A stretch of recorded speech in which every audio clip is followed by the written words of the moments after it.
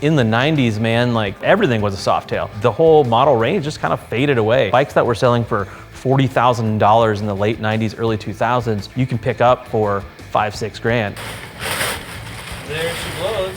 I'm pretty sure it was one of our like centerfold bikes from like the 05, 06 era. Part of the reason I remember it so vividly is because it was so ugly.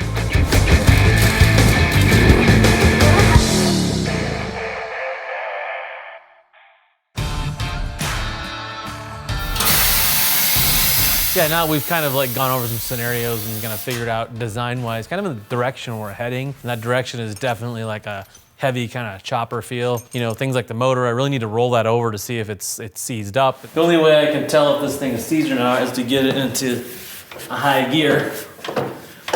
And then I'm gonna take this wheel, pull it around, see if I can get the motor to turn over. And if I can't, that's bad.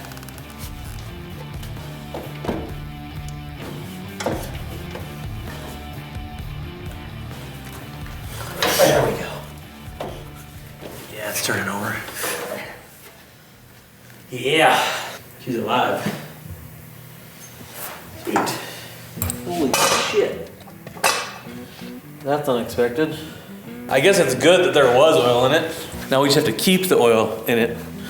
So I turned the motor over and the motor wasn't seized, it had compression, which was great, but then it's puking all this oil out. Evo style motors, like if you didn't start them for a very long time, all the oil in that motor just sumped and went to the bottom. So every time that I move the motor and the pistons, it's just burping all the oil out the back end.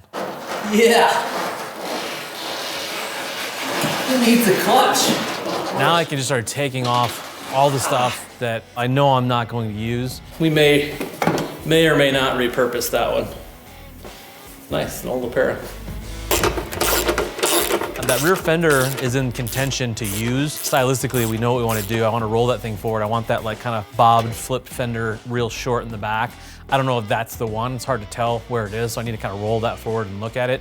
And that's the basic concept.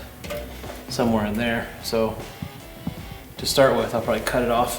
I think down in here somewhere. We can jam it in there.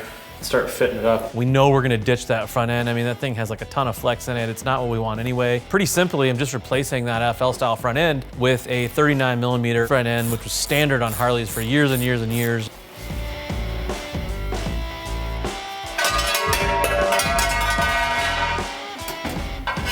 Now they're both off.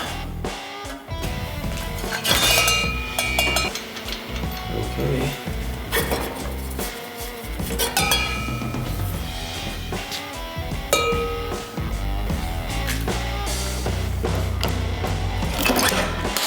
Just like that. It's a great front end. It's gonna kind of narrow it up, give us that look we want. That one actually came off of the Sportster. That made such a big aesthetic impact, just putting that on there and being able to see like, oh wow, like that's definitely the direction we want to go.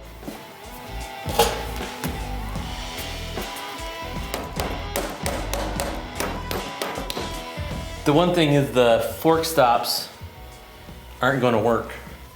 So this is the stock fork stop, and this is where the fork stop hit with that other front end, and obviously it's not gonna work. So this thing's just gonna dent the shit out of the tank. So we could put internal stops, some cups of the internal stops, which I personally don't really care for, but I got an idea. We could do something kind of choppery, and I'll just run like a little piece of cable on either side back to the frame.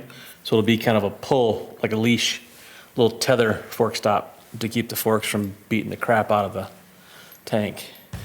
I'd considered leaving that primary on there, but I definitely want to go with the belt drive. Oh, yeah, whoa. Going everywhere but in the pan. Another one of my favorite things. Belt drive is way more hot rod, way more chopper. They actually had a real nice Rivera clutch in it, but we're gonna ixnay all that stuff for a way more like hot rod looking belt drive.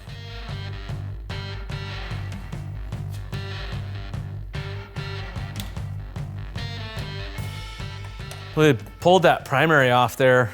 Well, there's this funk wafting out of that shaft that is straight like, I don't know what it is. It's like rotten food in the bottom of an old ship's hull. I think that rank smell is coming out of the transmission. We'll pull the cover off, but man, there's some I mean, of course I had to like give it a couple extra sniffs. Normally when you sniff something like that, you kind of get used to it. I swear to God, every sniff was worse. Whoa, that was a good one. That was almost a gag. There's a great chopper shop down the road here in Sturgis. We're gonna go over and see Shovelhead-Sasha. He says he's got a couple things I may like. I'm stoked to go over here and see what Sasha has stored away. He is really good at like, he's just one of those dudes, man, that finds all the cool stuff. So I can't wait to kind of go nose around the shop and see if there's something we can find and add a little soul to our build. I love Sasha's shop because it's an old service station and the vibe of Sasha's shop is also the vibe of Sasha. Hey, what's up, my man? Good to see you. Likewise. What are you up to? Come down looking for some cool stuff. I don't know. I'll see what I can do, man. Sasha is that guy that has all the really cool old stuff. You know, every time you walk in, they're like, where'd you find that? Where'd you find that? Like, people go looking for stuff forever, and he finds 9 of those every 3 months. This is what everybody, like, in their mind wants to ride. But it's really expensive. Most people can't work on it, and it's hard to find parts. But like in your mind, this is what you want. This is what you want. If they knew all the stuff they had to go through to get there, they'd be like, forget it. What did this come off of? That is awesome. I bought that for that FLH with the windshield out front. If Dracula had a Harley Davidson, this is Dracula's seat. I'm kind of a sucker for the old AMF original paint. I really like a lot of the AMF. Some of the best designs I think came out. Some of the better designs was AMF designs. I was looking at some of the tanks he had on the wall. Nothing really was a perfect fit, but I used to ask him, I was like, hey, do you have something that might work? He scrounged around, found me this really cool old tank. Actually, I do have a, I don't know it's what you're looking for. It's kind of a peanut. That thing's pretty cool. It's like I think it's a bit wide, but I love the graphic. It is, it's a wider one. I love that. This is awesome. The purple, I love it. Let me take it and then I'll put it on there and see what it looks like. Yeah, if it looks and cool. then I'll just bring it back if I don't. And otherwise, Perfect. we'll come up with some cash. Perfect. But this is awesome. Kind of paid off coming down here. I got a couple of pieces that may or may not work, but now I got to get back in the shop and start fitting these things up and see if they're gonna work.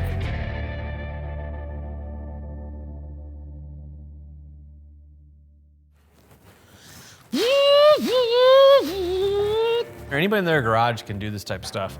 If you have a grinder like this, or even like this is a cheap little cutoff wheel, that's what I'm gonna cut this fender up with. I'm gonna pull this off before I get into that so I can give myself a little more clearance. We go my last nerve. In my mind's eye, I had an idea aesthetically where I wanted this bike to go. There's not a lot of sheet metal on this bike. We're gonna use the oil tank, but the gas tank and the fender really aesthetically are gonna kind of set up this bike.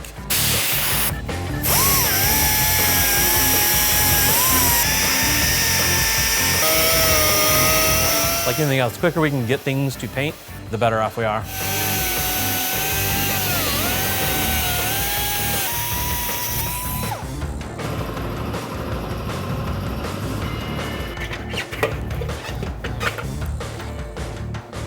It's a good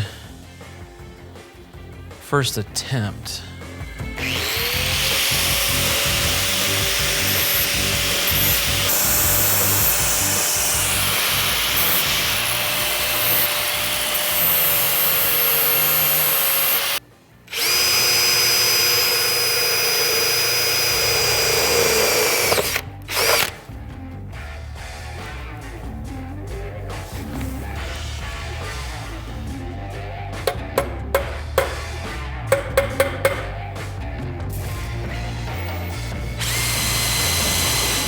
Type of tank that I'm looking at putting on this bike wasn't on there before. It's not gonna be dual tanks. We have to cut all those mounts off there and address our mounting situation. So I'm gonna cover up this motor. I could pull this motor and tranny out to cut this stuff off, but I'm gonna do with the motor in there. And while we're cutting stuff, we'll cut these fender struts off. Just get to cutting a bunch of stuffs.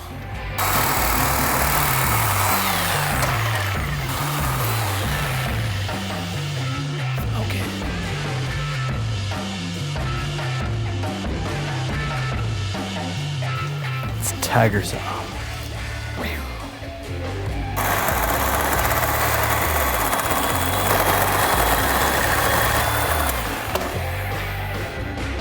Now we're locked in. Gotta do the other side.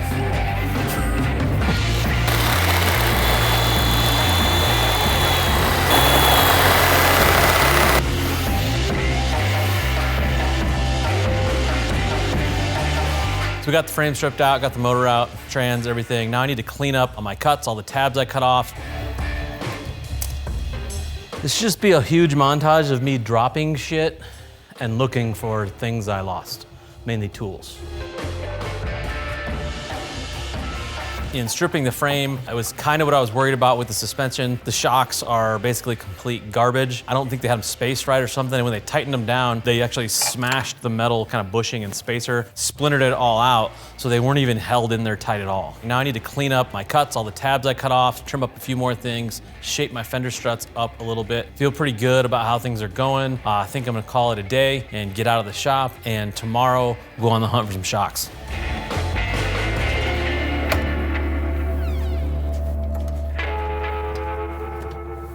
And as luck would have it, one of the best suspension companies in the world is right down the street from us. Yeah, Softail, everything goes underneath to keep that hardtail look, but man, these things look awesome. A little bit more of this will be to the putting back together part.